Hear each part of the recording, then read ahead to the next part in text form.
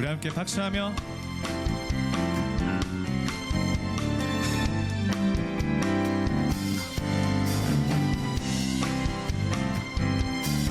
어두운 밤에 캄캄한 밤에 새벽을 찾아 떠난다. 종이 울리고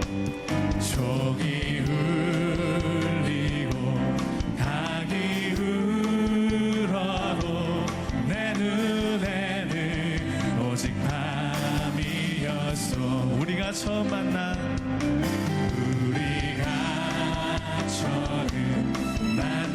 그때는 차가운 새벽이었어.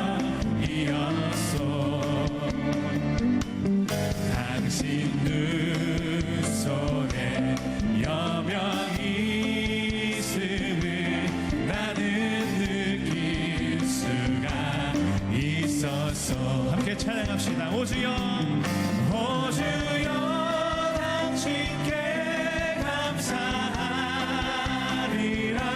실로함 내게 주심을 나에게 영원한 사랑 속에서 떠나지 않게 하소서. 다시 한번 우리 처음부터 어두운 밤에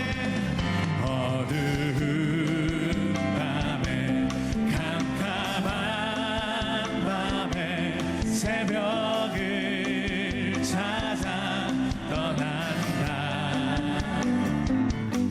종이 울리고 닭이 울어도 내 눈에는 오직 밤이. 우리가 처음 만난 그때는 우리가 처음 만난 그때는 차가운 새벽이었어. 당신 눈 속에 여명이 있음을 나는 느낄 수가 있어. 그 주님의 사랑을 감사합니다. 오 주여, 당신께 감사하리라. 실로함 내게 주심을 나에게 영원한 사랑 속에서 떠나지 않게 하소서. 떠나지 않게 하소서. 떠나지 않게 하소서. 할렐루야. 영원한 사랑으로 우리 함께 하시는 주님께 우리 감사의 영광 박수 돌려드립시다.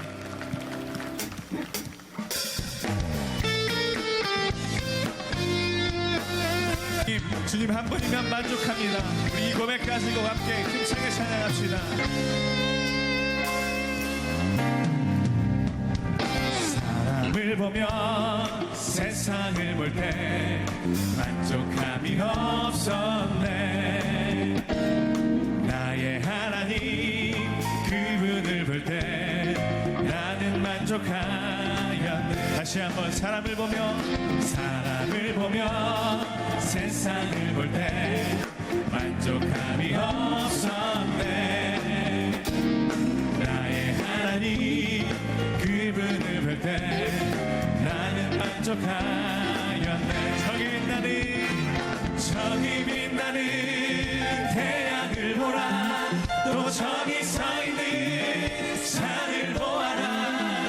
천지 지으신 우리 여호와 나를 사랑하. 나의 하나님 한 분만으로, 나의 하나님 한 분만으로 나는 만족하네. 하나님 한 분으로 만족합니다. 동남부가 불어라. 서북부가 불어라. 아시라 태백한파 예수가 그날리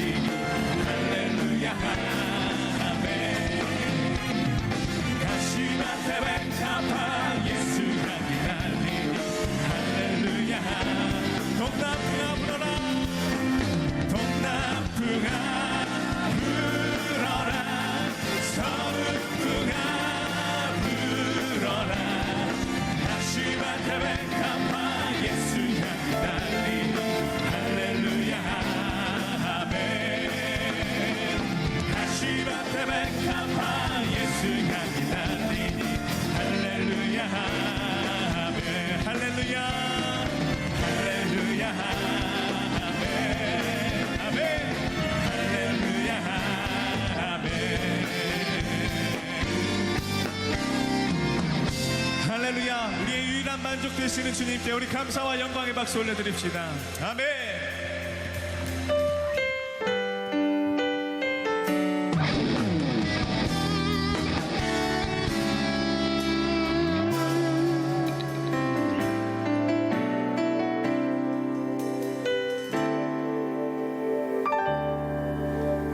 표현 못해도 나 표현하리라. 다 고백 못해도 나 고백하리라.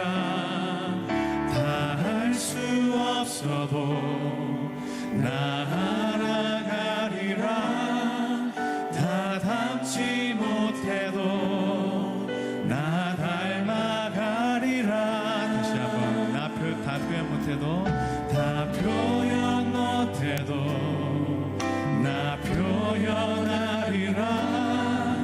다 고백 못해도 나 고백하리라. 다 할 수 없어도 나 알아가리라.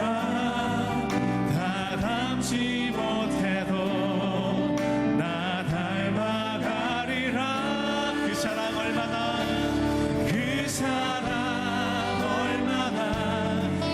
아름다운지, 그 사랑 얼마나 날 부욕해 하는지, 그 사랑 얼마나 크고 놀라운지를, 그 사랑 얼마나 나를 감격하게 하는지.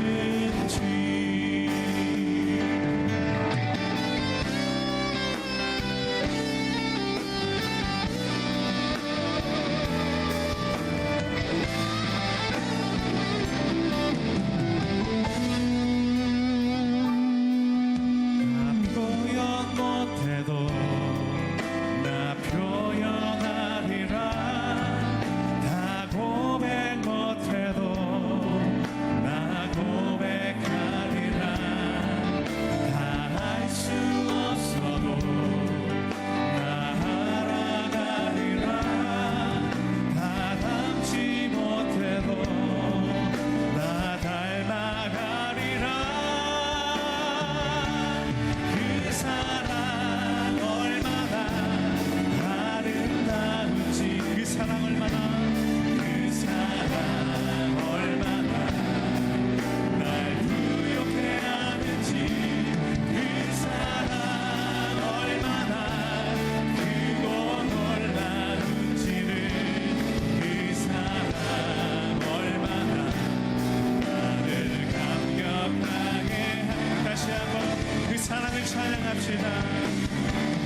그 사랑 얼마나 아름다운지, 그 사랑 얼마나, 그 사랑 얼마나 날 부욕해 하는지, 그 사랑 얼마나 크고 놀라운지를, 그 사랑 얼마나 나를 감격. 우리 마지막으로 그 주님의 사랑을 찬양하며 나아갑니다. 그 사랑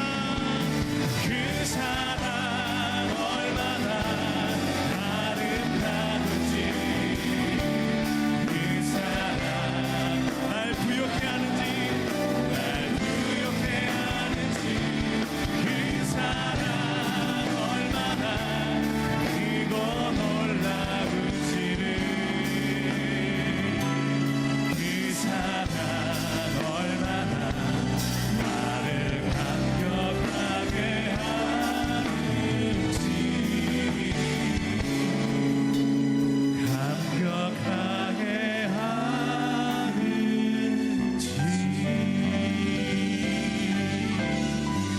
날마다 우리 함께 하시는 그 주님의 사랑을 찬양합니다. 주님 홀로 영광 받아 주시옵소서.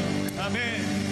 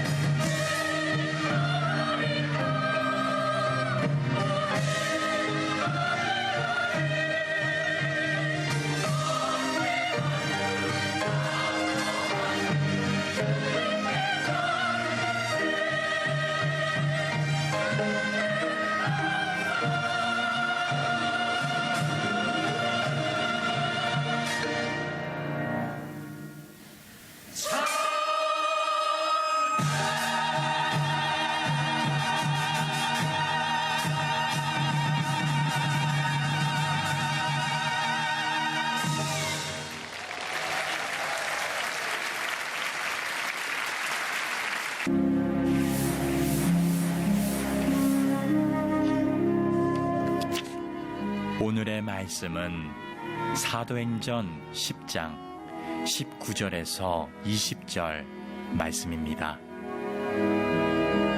베드로가 그 환상에 대하여 생각할 때에 성령께서 그에게 말씀하시되 두 사람이 너를 찾으니 일어나 내려가 의심하지 말고 함께 가라. 내가 그들을 보내었느니라 하시니. 아멘. 오늘은 한 해 동안 받은 은혜를 감사하는 추수감사 주일입니다. 각자에게 무엇을 감사하느냐 물어보면 다양한 대답이 나올 겁니다. 어떤 분에게는 정말 그 어느 한 해보다도 감사거리가 많은 그런 감사의 제목들이 있는 분이 있을 거고, 또 어떤 분에게는 어느 해보다도 힘들고 또 어려워서 감사보다는 아쉬움과 또 불평과 불만도 있는 분이 있을 겁니다. 하나님은 여러분 모두를 사랑하시는데 감사가 유독 넘쳤던 분들에겐 더 많은 감사가 있기를 축복하고, 또 혹시 감사가 부족했다고 감사거리가 없었다고 생각하시는 분들에게는 남은 한 해 하나님께서 여러분들에게 정말 감사할 일을 허락해 주시길 축복합니다. 하나님을 믿는 사람들에게 하나님은 반드시 귀한 선물을 주십니다. 어떤 분들에게는 부의 선물을 주시고, 어떤 분들에겐 건강의 선물을 주시고, 어떤 분들에겐 자녀의 선물을 주시고, 또 어떤 분들에게는 남이 없는 재능의 선물을 주시죠. 그런데 정말 하나님이 주시는 최고의 선물 가운데 선물이 뭐냐? 하나님이 많은 사람들에게 다양한 선물을 주지만 하나님이 주시는 최고의 선물은 성령의 선물이에요. 여러분, 이걸 우습게 생각하시면 안 돼요. 우리가 재벌을 부러워하고 세상에 잘 되는 사람을 부러워합니까? 그 사람들이 우리를 보면서 야, 저 사람들은 무슨 복을 많이 받았기에 하나님이 주시는 가장 큰 성령의 복을 받을까? 이렇게 누군가에게 부러움을 사는 사람이 우리가 돼야 돼요. 그런데 하나님이 그 귀한, 하나님이 줄 수 있는 최고의 선물인 성령을 아무에게 주시지 않아요. 이 성령의 선물을 주었을 때 받을 만한 준비가 돼 있는 사람에게 주십니다. 아무리 훌륭한 검도 이 검을 다룰 줄 아는 사람 손에 쥐어주는 것처럼 성령의 선물이 너무 귀한 건데 하나님의 영을 우리에게 부어주시는 거잖아요. 얼마나 대단한 겁니까? 이 선물을 우리는 준비도 되지 않은 채 우리의 욕심과 우리의 욕망으로 달라고 한다거나 남이 받았으니 나도 받고 싶다고 해서 받을 문제가 아니라는 거예요. 성령은 오늘 제가 설교하는 이 내용을 들으시고 이렇게 준비된 사람들에게 성령을 하나님이 선물로 주시더라. 자, 오늘 고넬료라고 하는 유럽의 최초의 이방인 가운데 한 사람이 예수님을 믿고 성령을 받는 그런 얘기를 여러분에게 소개해 드릴 거예요. 지난 시간에 욥바라고 하는 곳에 가서 죽은 다비다, 과부지요. 이 다비다를 살리셔서 정말 많은 사람들이 감격해하며 하나님은 살아계시고 예수님의 이름으로 기도한다는 게 얼마나 대단한 건지를 많은 분들이 체험하게 됩니다. 그래서 욥바에 있는 많은 사람들이 예수님을 영접하게 되죠. 그때 이 베드로가 그렇게 너무 많은 사람들이 예수님을 믿고 구주를 영접하니까 욥바를 떠날 수 없는 거예요. 그래서 그 욥바에 남아서 목회를 도와주고 있었어요. 그렇게 하루하루를 지내고 있는 베드로에게 어느 날 놀라운 일이 생기는데 그 사건이 오늘 1절에 이렇게부터 시작이 되죠. 가이사랴에 고넬료라 하는 사람이 있으니 이 사람은 군대의 백부장이다. 자, 가이사랴라고 하는 곳은 어떤 곳이냐면 지금 베드로가 있는 욥바라고 하는 곳에서 정확히 51km 떨어진 도시예요. 이스라엘 사람들이 가장 크게 생각하는 도시는 예루살렘인데 이 가이사랴는 그 당시에 이스라엘이 로마의 지배를 받고 있었잖아요. 그런데 로마 사람들이 임의로 정한 행정수도예요. 그러니까 굉장히 이 가이사랴라고 하는 지역도 큰 지역이고 중요한 도시예요. 여러분 생각해 보십시오. 로마 사람들이 이스라엘 땅을 점령하고 자기들이 정한 행정 수도로 가이사랴를 정했으니 여기는 로마 사람들이 많이 와서 살았겠죠. 특히 로마의 군인들이 주둔을 많이 했어요. 용산 기지에 있다 평택으로 이전한 주한미군 기지처럼 거기에는 본토의 군인들이 기거하는 곳, 이게 가이사랴예요. 고넬료라고 하는 사람은 그렇게 로마에서 직접 이스라엘에 와서 군대를 통솔하는 장교 중에 한 사람인데, 백부장이라는 것은 군인들 100명의 지휘권, 훈련권, 인사권 이런 것들을 가진 사람이에요. 로마를 연구하는 사람들에 의하면 이런 얘기를 합니다. 실제로 로마를 구성하는 여러 직책 가운데 가장 중요한 직책이 백부장이다. 왜냐하면 전쟁이 나면 맨 앞에 서서 돌격대 역할을 하는 게 백부장이에요. 이 백부장이 이끄는 군인들이 돌격대 역할을 하고, 이 백부장이 어떻게 진두지휘를 하고 전쟁에 싸우느냐에 따라서 전쟁의 승패가 갈려지기 때문에 실제로 로마에서 사람을 선정할 때 이 백부장을 제일 중요하게, 그래서 아주 까다롭게 이 백부장을 선정했다, 이런 역사의 문헌들이 있습니다. 자, 군대를 통솔하는 백부장은 두 종류가 있었어요. 이스라엘 사람들 중에 군인을 착출해서 데리고 있는 백부장도 있었고, 완전히 로마 사람들로만 구성된 백부장이 있었는데, 고넬료는 자기 밑에 부대원들이 다 로마 사람들이에요. 그런데 단지 이스라엘 땅에 와서 가이사랴라고 하는 곳에 주둔하고 있을 뿐이죠. 자, 유대인도 아닌 로마 외국인이 자기 나라를 지배하는 로마 사람이 지금 자기 나라에 와서 살면 유대인들 입장에서 보면 굉장히 싫어할 조건을 다 가진 사람 아닙니까? 자기 나라를 빼앗은 그 나라의 외국 장교가 들어와서 옆에 살고 있다면 그 사람을 좋아할 사람은 아무도 없을 거예요. 그러니까 이 고넬료는 유대인들에게 배척을 당할 만한 조건을 다 가지고 있는 거예요. 그런데 아이러니하게도 유대인들은 이 고넬료를 마음 한편으로 존경하고 있었어요. 왜 그러냐? 이유가 있었습니다. 2절에 이렇게 소개하죠. 같이 읽어보겠습니다. 시작.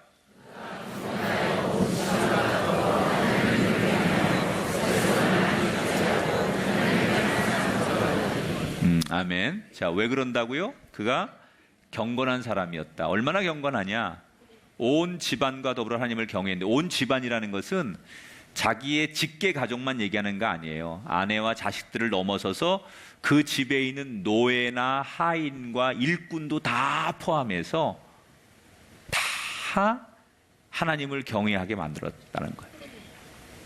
그러니까 이 얘기는 흉내만 내는 그리스도인이 아니라 진정한 그리스도인이었다는 거예요. 교회에서 여러분 연말이 되면 많은 인사를 합니다. 교회 직분자를 이제 우리가 선정하고 그 부서의 책임자를 우리가 교회에서 임명하는데, 제일 중요하게 보는 게 뭐냐? 그 사람이 세상에서는 아무리 세상 활동 많이 하고 명예와 지위가 있어도 하나님 안에 신앙생활이 흉내만 내는 정도냐, 정말로 진실하냐, 이걸 보는 거예요. 교회도 세상처럼 뭐 똑똑한 사람, 돈 많은 사람, 지위 있는 사람 이런 식으로 하지 않죠. 교회는 그저 흉내만 내는 것이 신앙이 아니라는 거예요. 겨우 우리가 뭐 예배를 참석하고 나 혼자 겨우 교회에 뭐 이렇게 발만 왔다 갔다 하는 그런 자국만 남기는 신앙인이 아니라, 그런 흉내 정도가 아니라 그 마음에서 우러나옴과 하나님을 인격적으로 만나서 헌신하는 사람들, 그런 사람들이 필요한 거죠. 여러분, 고넬료처럼 흉내 내는 정도가 되지 마시기 바랍니다. 고넬료 한 사람 때문에 온 집안이 여러분 다 예수 믿게 만들었다는 얘기는 뭐예요? 작은 교회가 하나 생겼다는 얘기예요. 여러분이 일하는 일터가 작은 교회가 되셔야 되고, 여러분이 예수 잘 믿으면 여러분의 가정이 작은 교회가 되는 거예요. 그런 것이 하나님이 우리에게 주신 사명이라는 거예요.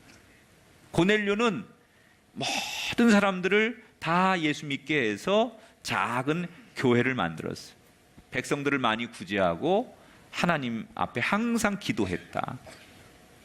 가족들을 데리고 아침 9시, 낮 12시, 오후 3시간 되면 성전에 가서 늘 회당에 가서 정기적으로 기도할 만큼 아주 규칙적이고 모범적이고 하나님을 진심으로 사랑했던 사람이 고넬료라는 거예요. 그런데 고넬료가 어디 나라 사람이라고요? 로마 사람이에요. 외국인이에요. 그래서 외국인이 저렇게 신앙생활 열심히 하는 걸 유대인들이 보면서 참 귀하구나.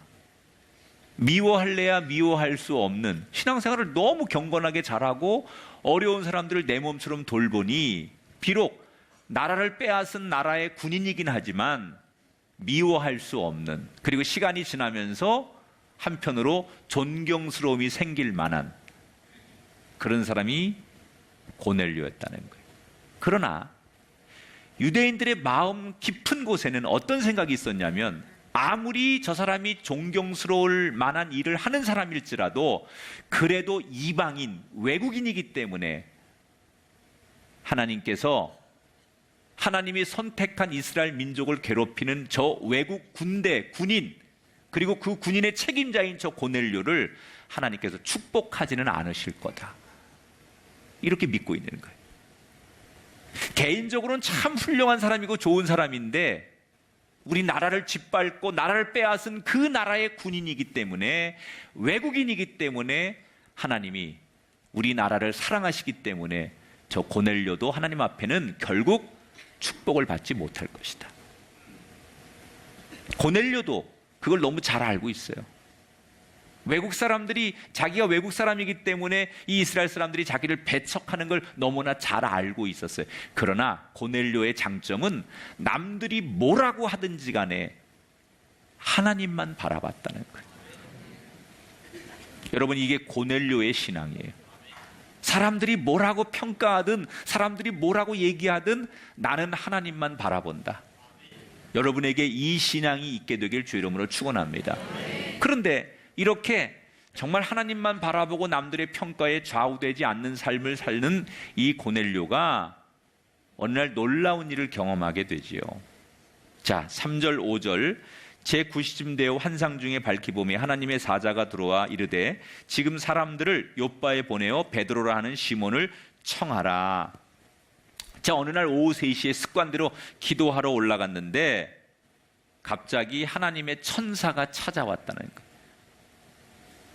여러분, 때로는 내가 하나님 앞에 나가는 신앙과 내가 하나님 앞에 나갈지라도 나에게 찾아오시는 하나님을 만나는 은총이 있어야 돼요.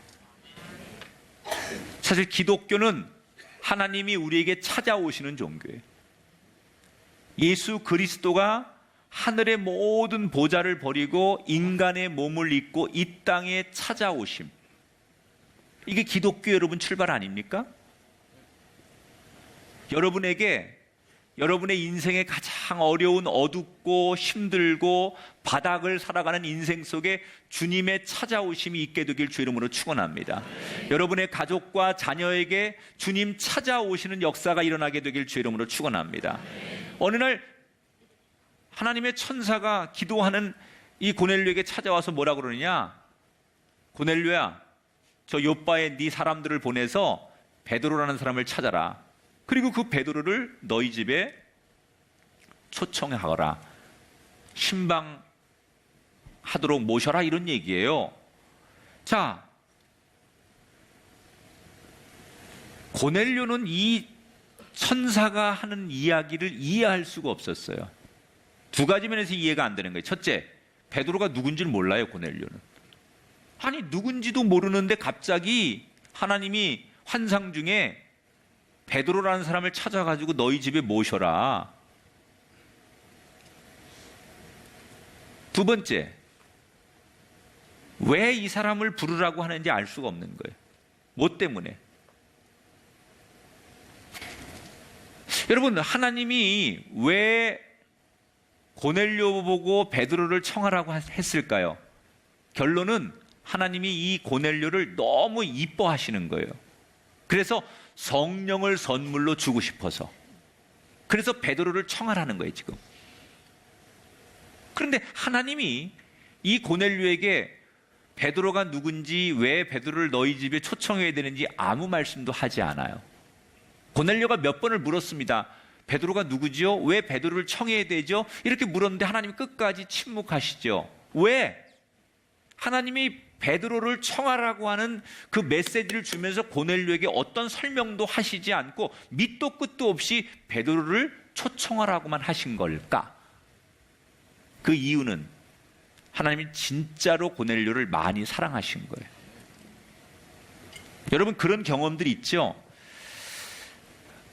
여러분, 배우자나 자식이나 또 아주 정말 아끼는 사람에게 좋은 선물을 주려고 하면 가장 극적인 기쁨을 주기 위해서 일부러 입을 꾹 다물고 있다가 깜짝 이벤트 하잖아요. 전 하나님이 그런 마음이라는 생각이 들었어요. 고넬료가 하나님 모실 때는 너무 이쁜 거예요. 너무 귀한 거예요. 그래서 최고의 선물을, 하나님이 줄 수 있는 최고의 선물을 주는데 진짜로 너무 깜짝 놀라서 입이 다물어지지 않을 만큼 어떡해 막 이러면서 깜짝 이벤트를 하나님이 주고 싶은 거예요.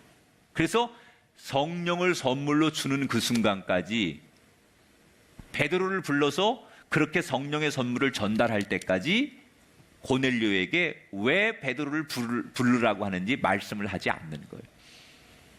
자, 그러면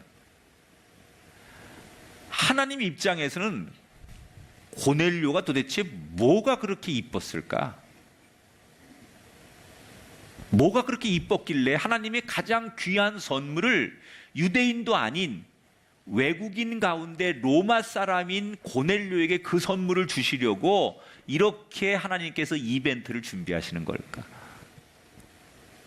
뭐가 그렇게 고넬료는 하나님 마음에 들었을까?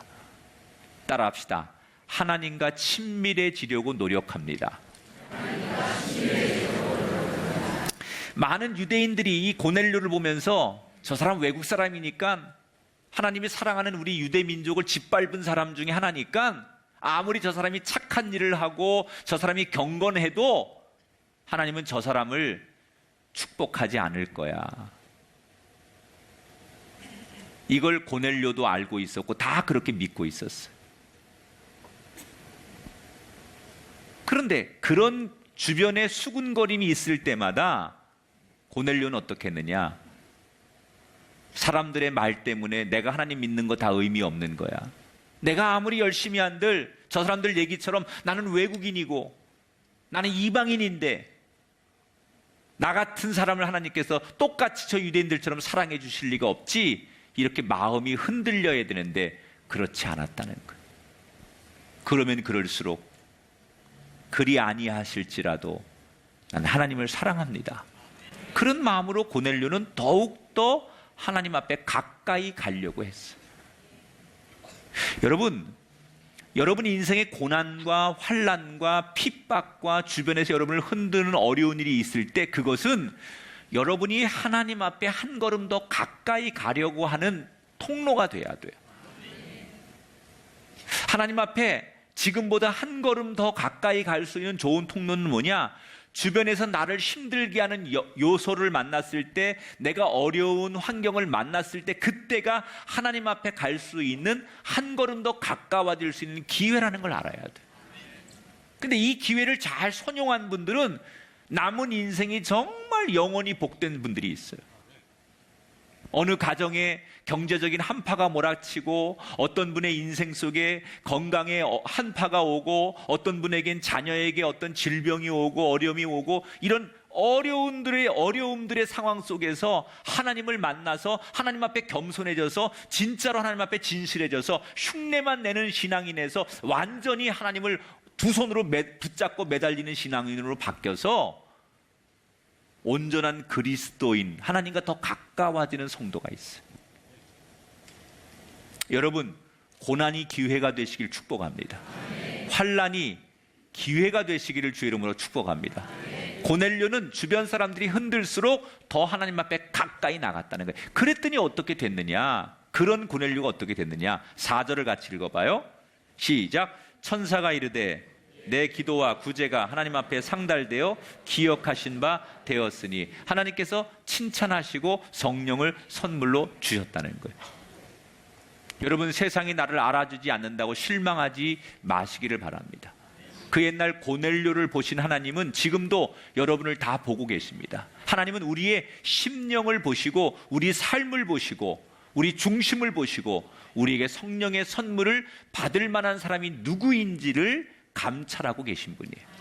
그러므로 여러분, 사람들의 평가에 여러분들의 신앙이 흔들리지 말고 내 심령을 감찰하시는 하나님 앞에 한 걸음 더 가까이 갈 때 여러분에게 하나님이 주시는 가장 놀라운 귀한 선물, 성령의 선물을 얻게 될 줄 믿습니다. 자, 이렇게 환상 중에 천사와의 대화를 끝낸 고넬료는 2명의 하인을 욥바로 보냅니다. 이 2명의 하인이 51km 되는 거리를 걸어서 그 다음날 정오 12시에 욥바에 들어가지요. 자, 이렇게 사람들이 베드로를 찾아 욥바에 12시경에 들어오는데 그때 베드로는 뭘 하고 있었을까? 12시면 유대인들은 아침 9시, 낮 12시, 오후 3시에 기도하는 거예요, 율법에. 그래서 12시면 베드로도 그 율법에 의해서 습관적으로 기도를 하는 거예요. 그런데 때마침 그날 아침을 안 먹었든지 배에서 꼬르륵 소리가 나면서 너무 배가 고픈데 점심을 먹어야 되는 시간인데 배는 고픈데 기도하는 시간이잖아요.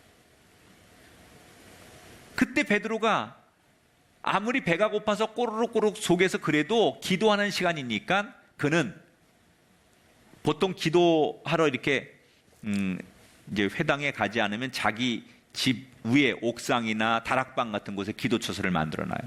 그래서 베드로가 옥상으로 기도하러 올라가는 거예요. 그리고 꼬르륵거리는 배를 부여잡고 배가 고픈데 기도하기 시작했어요. 그런데 웬일입니까? 그날 기도를 막 시작하는데 이 베드로에게도 환상이 나타나는 거예요. 지금 저쪽에 그 가이사랴라고 하는 곳에 고넬료에게 나타났던 그 천사의 환상이 베드로의 기도처소에서 베드로가 기도하는 가운데도 나타나요. 어떤 환상이 나타나느냐? 11절 12절 하늘이 열리며 한 그릇이 내려오는 것을 보니 큰 보자기 같고 내 귀를 메어 땅에 들이었더라. 그 안에는 땅에 있는 각종 네 발 가진 짐승과 기는 것과 공중에 나는 것이 있더라. 지금 베드로가 환상 속에 뭘 봤느냐? 하늘에서 뭐가 내려왔는데 거기 큰 보자기가 하나 있다는 거예요. 그런데 거기에 어떤 것들이 들어있느냐? 토끼처럼 네 발 달린 짐승, 뱀처럼 기어다니는 짐승, 독수리 같은 새, 이런 것들이 잔뜩 들어있는 거예요. 환상 중에 지금 기도하는 가운데 뭐가 환상에 보이는데 보니까 그 안에 온갖 잡다한 동물들이 다 들어있는데 이게 어떤 거냐면 율법에서 부정한 동물들이라고 언급해서 먹지 못하게 하는 거예요.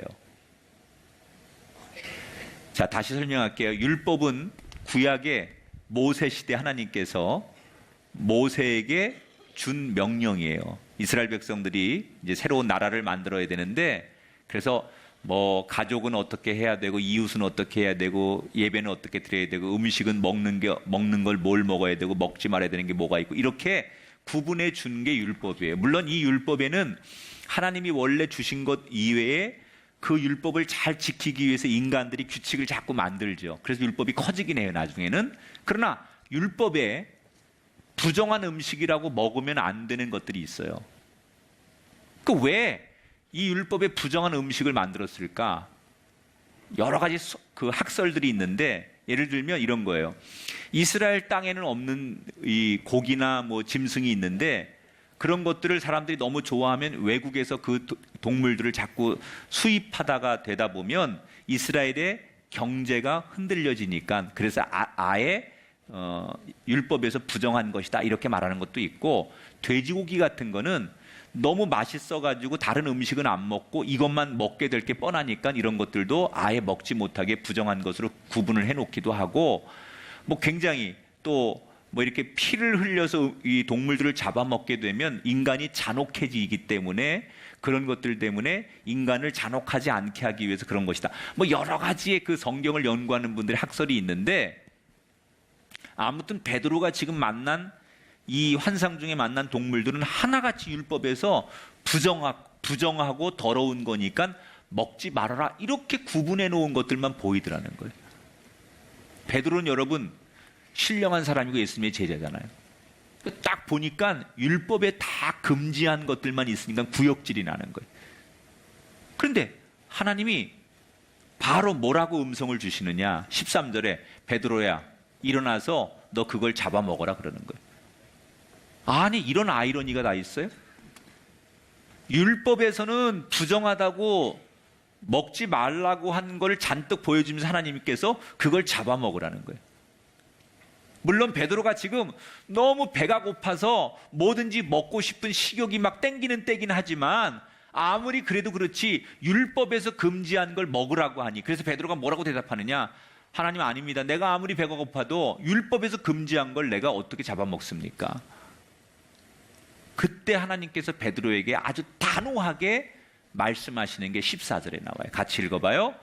하나님께서 깨끗하게 하신 것을 네가 속되다 하지 말아라. 이 이후에 두 번 더 하나님께서 베드로에게 말씀하실 때 두 번을 다 베드로가 그래도 전 못합니다라고 저항을 합니다. 자, 이렇게 기도를 마치게 되는데, 기도를 마친 베드로는 마음이 불편한 거예요. 왜? 내가 조금 전에 기도하는 가운데 하나님께서 나에게 보여주신 환상이 뭘 말하는지를 베드로가 직감적으로 알고 있었어요. 그게 뭐냐? 율법을 모르는 이방인들까지도 하나님께서 구원하기로 작정하셨구나. 하나님의 구원은 아브라함 때부터 선택된 민족인 이스라엘 민족에게만 일어나는 줄 알았어요. 그게 율법이에요. 그런데 이제 하나님께서 그 마음을 바꿔주셔서 이스라엘 민족이 아닌, 이스라엘 민족들이 볼 때는 이방인들, 외국인들은 부정한 사람들이에요. 율법을 모르는 사람들이에요. 그 부정한 이방인까지도 구원하시려고 하는구나라는 것을 이 환상을 통해서 베드로가 직감적으로 아는 거예요. 그런데 베드로는 그걸 인정하고 싶지 않은 거예요. 하나님이 우리 민족 말고 저 다른 이방 민족들에게도 성령을 선물로 주시고 구원하려고 하는 계획을 직감적으로 베드로가 알았지만, 왜 그거 있잖아요. 알긴 알지만 인정하고 싶지 않을 때. 베드로 마음이 딱 그런 마음이에요. 또 하나 베드로의 마음이 불편했던 이유는 그거죠. 하나님이 그렇게 하신다면 내가 어쩔 수 없는데 왜 하필이면 납니까? 그 이방인들을 구원하고 이방인들을 축복하고 이방인들을 사랑하는 일을 왜 하나님 하필이면 그 많은 사람 가운데 나에게 그 일을 맡기십니까? 그게 불편한 거예요. 왜? 베드로는 굉장한 민족주의자예요. 여러분, 나라를 끔찍하게 생각하는 사람들이 조금씩 다 다르죠, 강도가. 베드로는 굉장히 요즘으로 따지면 보수 민족주의자예요. 그래서 자기 나라, 이방 민족 이걸 굉장히 구분해내는 아주 그런 사람이에요. 그런 베드로가 이방 민족, 자기 나라를 침략해서 자기 나라를 점령한 로마 사람들, 외국 사람들에게 하나님의 구원을, 사랑을 자기 입으로 손으로 전하라고 하니까 이게 받아들여지지가 않는 거죠. 하나님께서는 베드로가 불편해하는 것을 아시면서도 왜 베드로를 굳이 그 일에 끌어들이신 걸까? 하나님 보실 때는 이 일을 하기에 베드로만한 사람이 없는 거예요. 뭐가 그렇게 하나님 마음에 드셨느냐? 베드로는요, 무슨 일이 있어도 말씀을 지키는 사람이었어요. 이게 하나님 보실 때 그렇게 베드로가 마음에 들었던 거예요. 자, 보세요. 조금 전에 얘기를 다시 건너가 봐요. 12시에 기도하러 옥상으로 올라갔다고 그랬어요. 근데 배에서 꼬르륵 꼬르륵 소리가 났다고 그랬어요. 너무 배가 고프고 너무 시장한데도 말씀에 12시는 기도하는 시간이야 라고 정해놓으니까 배고픈 걸 뒤로 하고라도 올라가서 말씀대로 기도하는 사람이 베드로였어요. 어떤 상황에도 말씀은 지키려고 몸부림치는 사람이 베드로였다는 거예요. 심지어 그 말씀을 지키기 위해서, 율법을 지키기 위해서 하나님이 내가 깨끗하다 한 것을 네가 속되다 하지 말아라 라고 말씀하시는데 그 하나님 앞에 항의까지 해가면서, 항의한 근거가 뭐예요? 율법에 그런 더러운 음식은 먹지 말라고 했는데 어떻게 나한테 그런 음식을 먹으라고 합니까? 나는 말씀에 그렇게 써있기 때문에 못합니다라고 항의까지 할 정도로 말씀 근본주의자, 그가 베드로였다는 거예요. 하나님은 이게 마음에 들었다는 거예요. 말씀을 생명처럼 지키는 사람. 여러분, 세상은 타협을 잘하고 상대를 설득하고 협상을 잘하는 사람을 귀재라고 합니다. 반대로 너무 원칙만 고수하고 자기의 지조만 지키는 사람을 바보나 어리석은 사람이라고 얘기합니다. 여러분은 어느 쪽의 인생이십니까? 말씀은 적당히 뒤로 하고 사람들과 협상하고 타협하고 이게 세상을 잘 사는 지혜라고 생각하십니까? 하나님은 그게 아니라는 거예요. 다른 것에는 좀 둥글둥글해도 말씀에는 지조를 지키라는 거예요. 누가 뭐라고 하든지 나는 하나님의 백성이고 하나님을 믿는 사람이기 때문에 말씀을 지키는 것에는 절대로 물러서지 말라는 거예요. 여러분, 아무리 여러분 거래처 갑인 거래처에서 여러분에게 아무리 여러분 영향력을 주는 상사가 주일날 골프 치러 가자고 그러고 주일날 모임하자고 해도 제가 다른 날은 되지만 주일은 안 됩니다. 왜? 주일은 제가 교회를 나가는 사람이기 때문에 하나님께서 이 주일을 지키라고 나한테 명령하셨기 때문에 저는 주일은 못 빠집니다. 이게 지조죠, 지조. 대신에 제가 다른 날 주중에는 어느 시간이든지 마치겠습니다. 그게 지혜죠. 뭐 한 번쯤 빠지지 뭐. 이게 지혜가 아니라니까. 저 주일은 죄송합니다. 제가 못 갑니다. 그러나 다른 날은 제가 다 맞춰드리겠습니다. 원하시는 날 제가 시간을 낼 테니 주일만 아니면 되겠습니다. 이게 여러분 지조와 지혜가 합쳐지는 거죠. 아멘 좀 해봐요.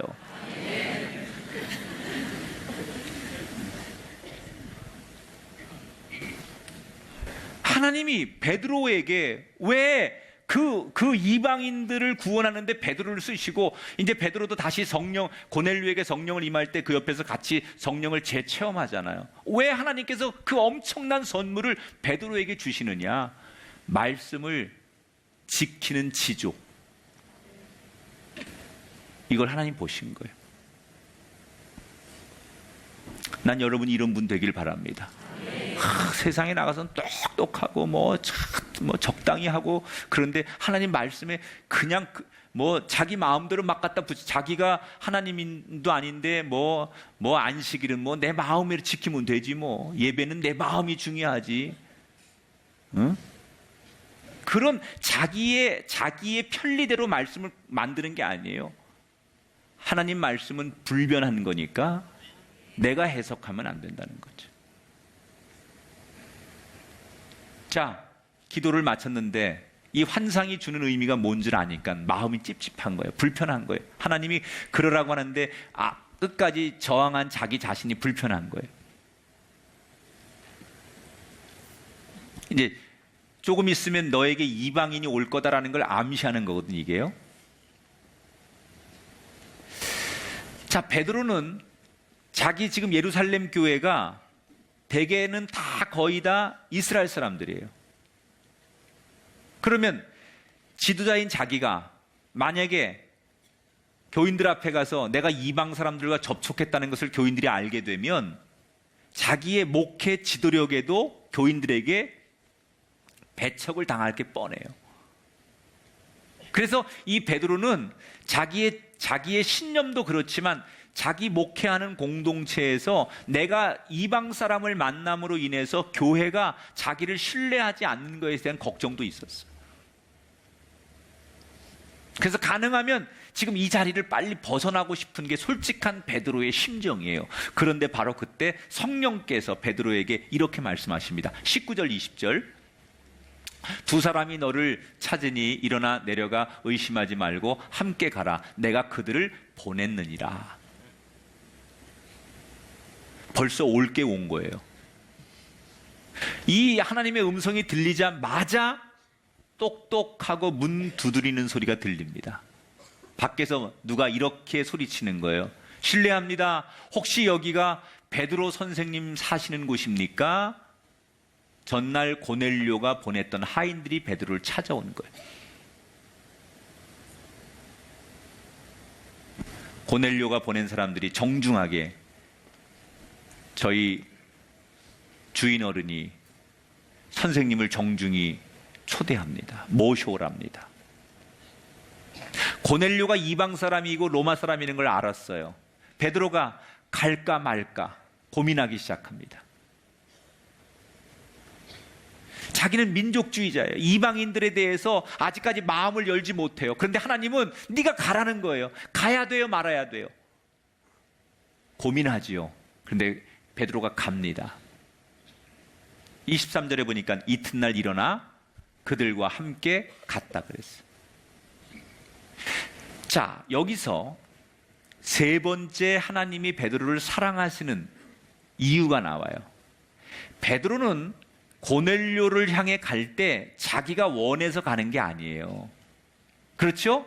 자기가 동의돼서 가는 게 아니에요. 그런데 하나님께서 이끄시니까 내가 꼭 100% 동의되고 내가 100% 다 원해서 내가 계획한 길로 즐겁게 가는 게 아니라 나는 가고 싶지 않고 내가 계획한 길이 아니지만 하나님께서 인도하시니까 그 인도하심을 믿고 따라가는 거예요. 여러분, 우리 인생이 때때로 그렇지 않아요? 베드로처럼 내가 원하는 길은 여기 있어요. 나는 이렇게 형통하길 원하고 큰 길로 가길 원하고 이렇게 내가 걷는 인생을 원하는데 하나님께서 내게 이런 길이 아닌 전혀 다른 좁은 길로, 아니 전혀 다른 어려운 길로, 전혀 다른 낯선 길로 내 삶을 인도할 때가 있어요. 내가 원하는 길은 이 길인데 하나님이 내가 원하지 않는 이 길로 나를 인도할 때가 있어요. 그때 사람들은 갈등하는 거예요.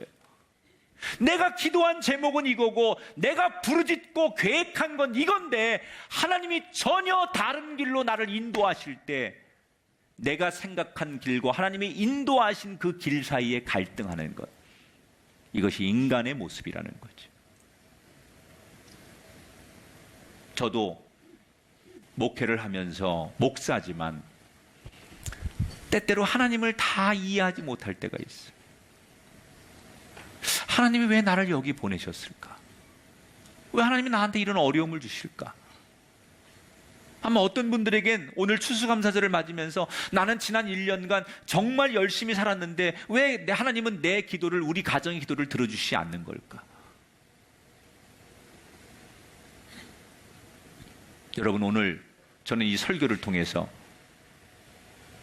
여러분이 다시 한번 베드로와 고넬료의 사건을 기억하셨으면 좋겠어요. 따라합시다. 하나님의 인도하심을 기대합시다.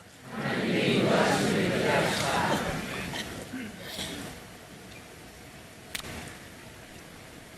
베드로는 결코 내가 100% 동의되고 원해서 따라가는 게 아니에요.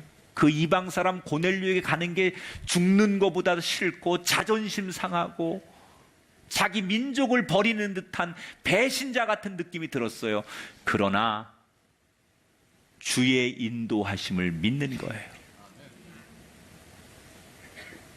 하나님이 여러분이 기도하는 대로, 여러분이 생각하는 대로, 여러분이 계획한 대로 다 여러분 뜻대로 동의해 주는 게 하나님이 아니라는 거예요. 하나님은 여러분의 로봇가 아니에요. 하나님은 인격자예요.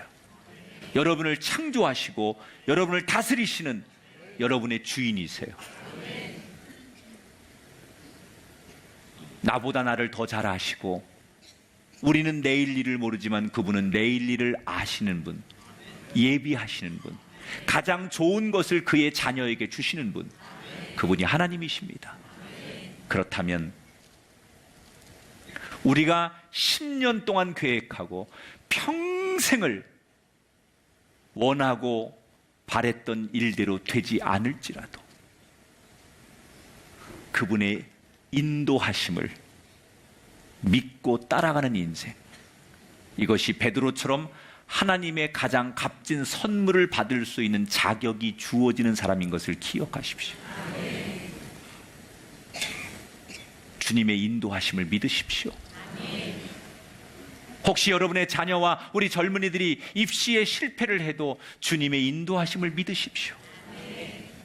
여러분 가정에 여러분이 뜻하지 않은 사고와 어려움과 혹시 가족 중에 어려움을 만나서 사람을 잃는 가장 극심한 어려움을 만날지라도 여러분을 향한, 여러분 자녀를 향한 주님의 사랑과 은총의 인도하심을 기대하십시오. 이것이 신앙이에요.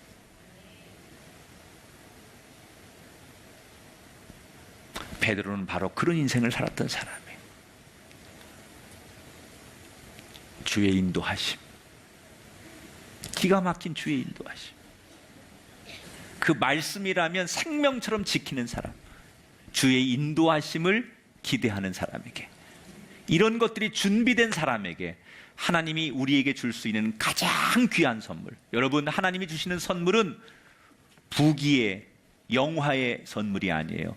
성령을 선물로 줄 때 하나님이 주시는 최고의 히든 카드, 가장 훌륭한 선물은 성령을 주시는 거예요. 여러분 모두 하나님이 주시는 최고의 선물의 주인공이 준비된 자로서 받아들여지고 누려지는 백성들이 되시기를 주의 이름으로 축원합니다.